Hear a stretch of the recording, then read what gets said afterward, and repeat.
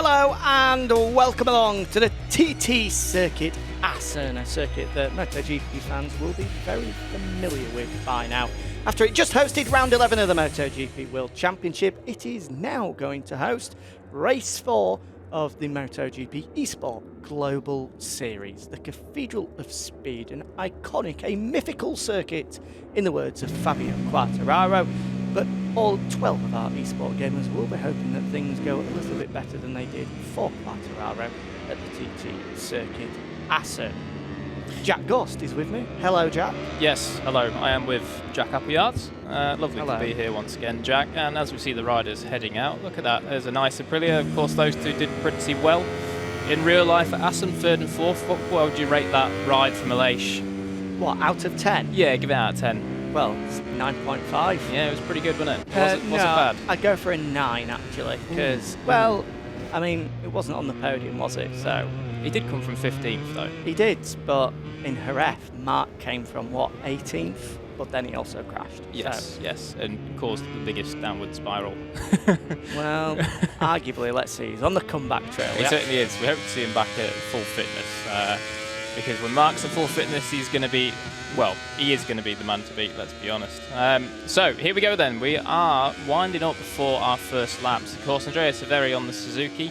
In real life, the Suzuki works well through the corners, but here, that's an interesting one. Mr. T, of course, is in Australia, so if you see him glitching about, doing some weird stuff, looking like he's riding a hover bike, don't worry, it's all fine. Oh, look at that. That got spun up, didn't it? Look at that. Fantastic stuff. Go on, son. So don't worry too much about it. It's just the Australian internet on a European server. But here we go then. We're going to go through the GT chicane, firing onto the Geert Timmer chicane. Now, have you know that apparently most people in the Netherlands just call it the GT chicane? Well, are we in the Netherlands?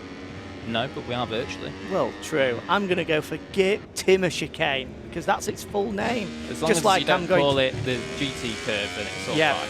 True. Just like I'm going to refer to you as Jack Anthony Gorst. George Gorst. There you go. You missed that one there. I was going to do it, but then I backed out. Jack Anthony George Gorst all day long. All the names. On Friday at 4 o'clock, because if you weren't aware already, look at this for a transition. The MotoGPeSport Global Series Round 2 gets underway on Friday at 4 o'clock Central European time. So if you're in the UK, you need to go back an hour to 3 o'clock. If you're in Southeast Asia or Australia, dependent on your time zone, you'll have to add on approximately someone's going to high side. 6 to 8 hours. So there you go. Don't miss us. Round 2 of the Global Series on Friday, 4 o'clock.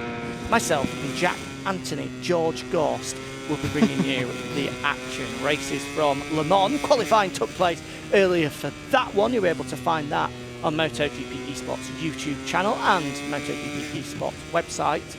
And of course, we are in the midst of qualifying for race 4 of the Global Series around the Cathedral of Speed. Here we go then. The 2020 World Champion Adrian comes across the line and sets the benchmark of let me just walk closer to the screen, 128.287. A good lap because he's not bad. 0.3 of a second clear of Jackhammer. And who else is going to come across the line?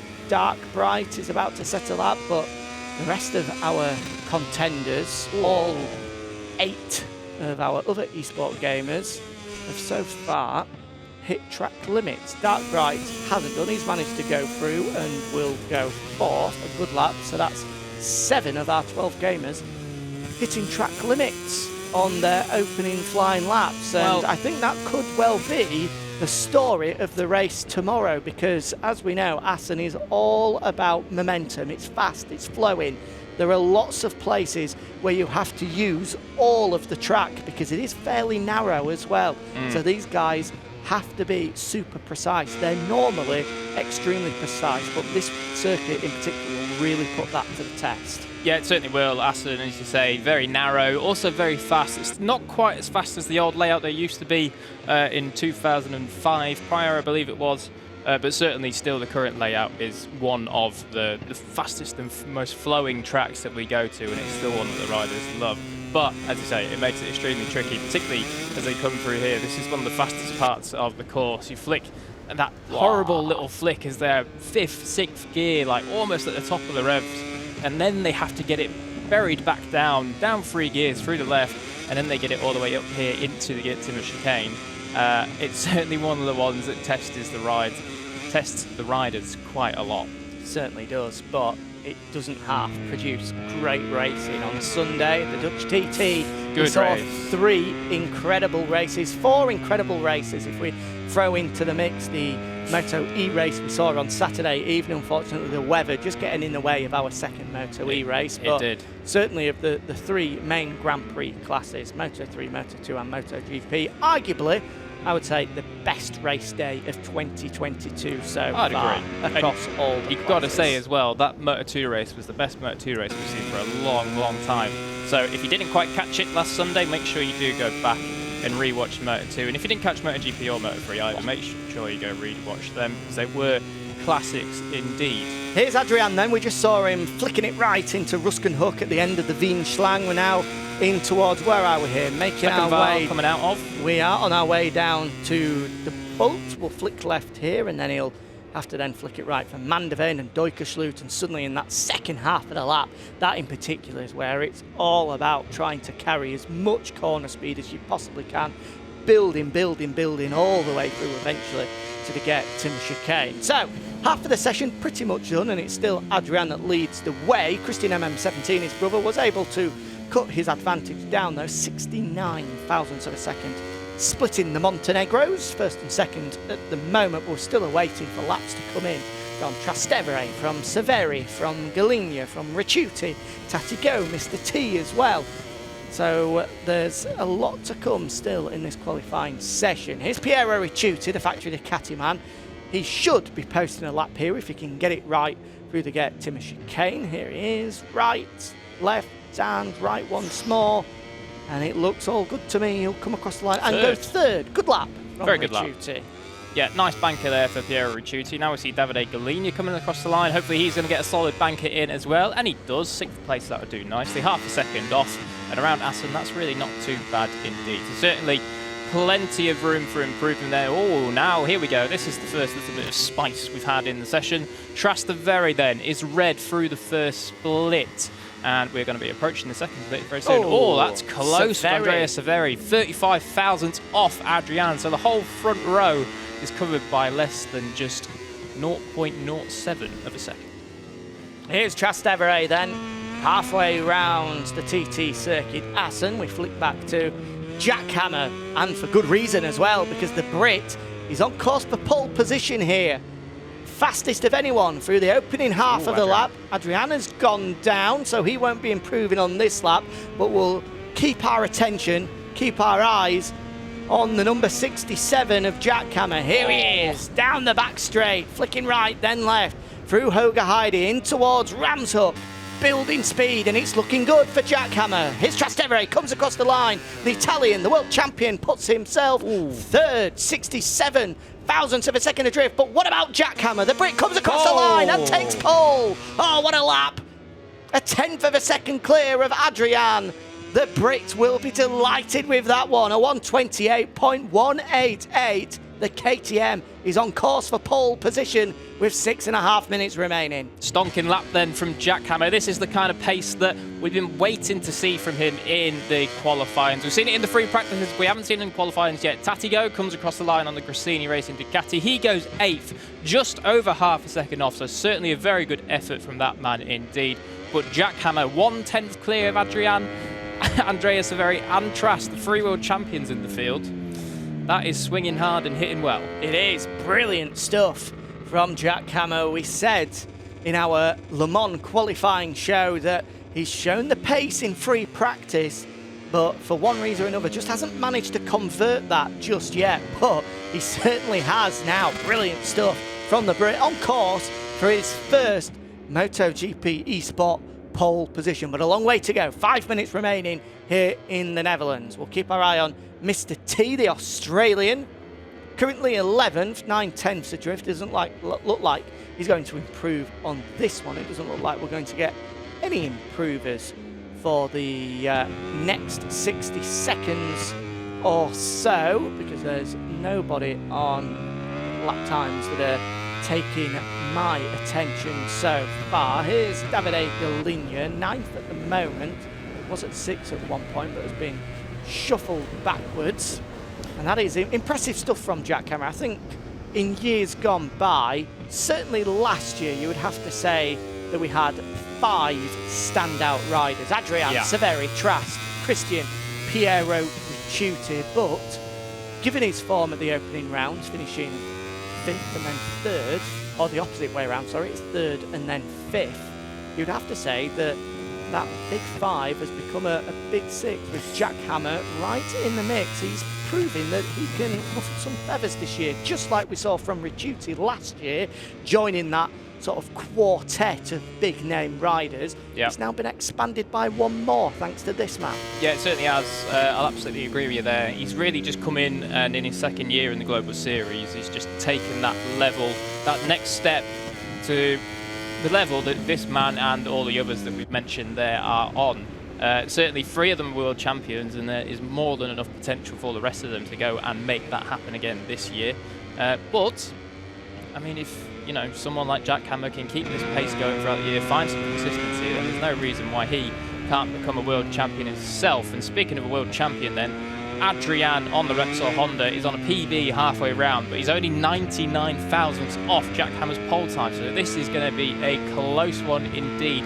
Looking further back, Piero Ricciuti, his lap's just gone away from him through the 2nd split. Vindex is on a personal best through the 3rd split as well. He'll be coming into the Goethe chicane momentarily. Looks as though Adrian's lap time has gone away slightly, but he probably isn't too far off, so don't be surprised if he does pull out a little bit of a miracle final sector here to find some time on Jackhammer. Coming through the Goethe chicane now, then right, left and right again across the line, and what will it be? Will he improve? He does! Oh, wow. Pole position. What a final sector then from Adrian on the Repsol Honda, 66 thousandths ahead of the number 67 on the KTM. What a final sector from the 2020 world champion. He'd gone grey, he wasn't even on course to improve his lap time, so he's found over a 1/10 of a second there in the last sector alone to leapfrog Jackhammer and take back provisional pole position. Brilliant stuff from the 2020 world champion, who, remember, already has a pole position to his name so far in 2022, taking top spot at our opening qualifying of the season in the wet conditions at the Saxon Ring. So good stuff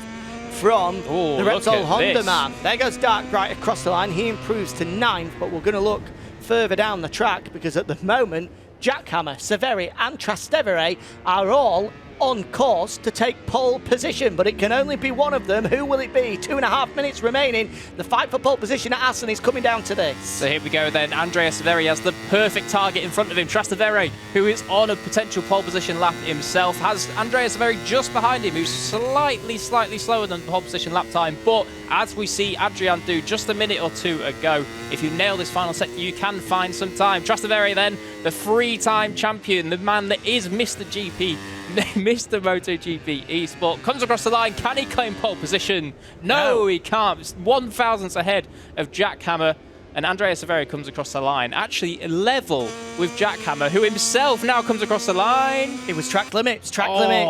He's in that final sector. He'd somewhere, we're not sure because he wasn't on camera, had clipped the green, so that lap went away. So now instead our attention flicks back to this man, Christian MM17, into the final sector himself. He's on course for pole position, but the front end folds through Ram's Hook, and the LCR man will not be taking top spot away from his brother with that lap. Just over a minute remaining.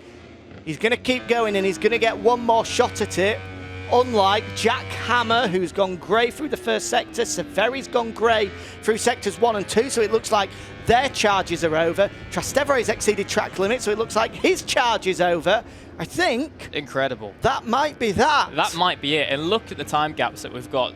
0.065 of a second back to Trastevere, and then Jackhammer and Andrea Severi are both on the exact same lap time, just 1 thousandth off Trastevere in front of them. That is quite incredible. That's literally ridiculous. So it could not get any closer for those guys in 2nd, 3rd and 4th.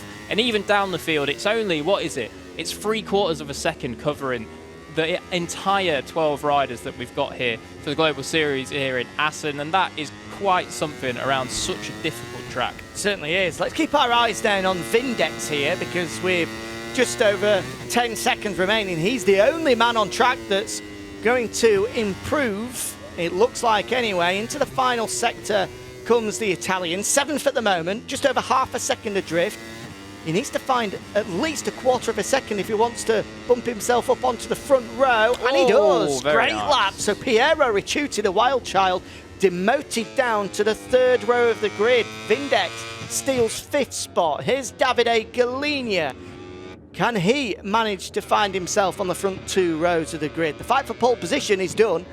That's for certain. Adrian will be flying from pole at the Dutch TT when it gets underway on Friday, ahead of Trast and Jackhammer. With row 2 of the grid at the moment, Severi, Vindex and Christian. But this man here, Davide Gallinia, will be hoping to join them, but he will not. 4th row of the grid it will be for the Italian. Crash. It is a big one. You don't want to go down there. Huge crash. That RSGP is going to need a wheelbarrow to take it back in. I think I remember that Michael van der Mark did something similar there last year at World Superbike, and yeah, he completely destroyed his BMW. But anyway, then it looks as though that is going to be it, and it is going to be Adrian on pole. Big wheelie there from Trastevere, because he knows that he's done the job that he needs to. Get on that front row, that's all you need to do in MotoGP Esport. And speaking of the front row, we'll hopefully see them now. The race directors just approving the final results, checking that no one had any cancelled laps. And there you go then, it's confirmed. Adrian on pole position from Trastevere and Andrea Severi. Our 3 world champions on the front. It couldn't get any better than that. But watch out for Jackhammer. He is going to be in the mix in the race from Vindex and Christian on the 2nd row of the grid. Piero Ricciuti, he's got work to do from 7th. Look at that, only 3 tenths back and he's 7th on the grid. Quite incredible, that is. Dark Bright and Tati Go complete the 3rd row of the grid. From Davide Gallinia, who had that huge high side coming down into the final sector there, and Mr. T and Spadalongo rounding us out on the VR46 Ducati. So that is it then. That's your grid for race 4 of the 2022 Global Series here in Assen.